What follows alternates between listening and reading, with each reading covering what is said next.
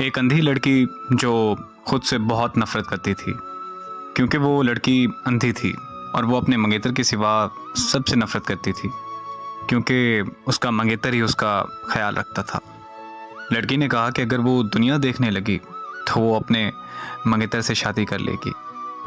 एक दिन उसकी दुआ कबूल हो गई और किसी ने उसको आंखों का अतिया दे दिया और उसको सब दिखाई देने लगा। उसके मंगेतर ने उससे पूछा कि अब तुम मुझसे शादी करोगी? लड़की हैरान हो गई। जब उसने देखा कि उसका मंगेतर भी नहीं देख सकता, लड़की ने उससे शादी करने से इनकार कर दिया। उसका मंगेतर आंखों में आंसू लिए वहां से चल दिया और जाते हुए एक खत दे गया जिसमें लिखा था कि मेरी आंखों का ख्याल रखना।